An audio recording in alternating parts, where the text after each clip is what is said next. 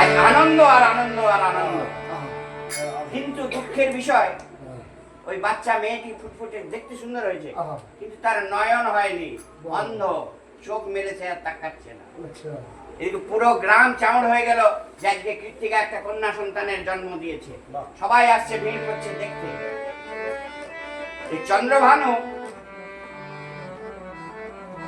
আর বিশুভানু দু ভাই, তো বিশুভানু আর নন্দ রাজা খুব ভালো বন্ধু ছিল।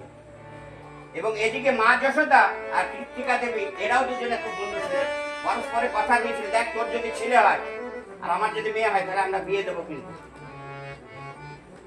দুজনে এত বন্ধুত্ব, তোর যদি ছেলে হয় আমার যদি মেয়ে হয়, বা আমার যদি মেয়ে হয় তোর যদি ছেলে হয়, আমরা কিন্তু বিয়ে দেব।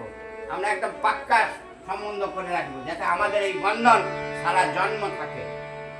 যেদিকে রাধারানী চোখ মেলে তাকাচ্ছে না কেন গো? না, রাধারানী একটা মনে অভিপ্রায় ছিল, দুঃখ ছিল।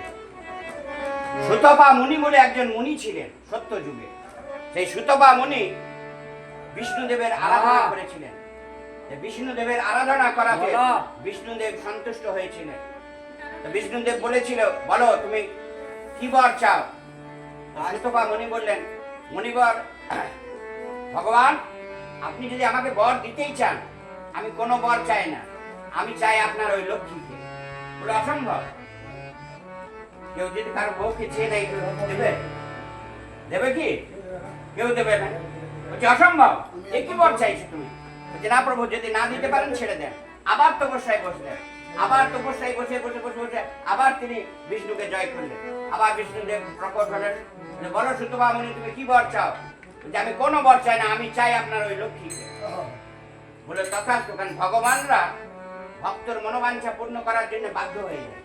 আর যদি তিনি না বাধ্য হন বা না ফল দেন, তাহলে তো ভগবানকে কেউ মানবে না, ভগবানের কোনো আর অস্তিত্ব থাকবে না।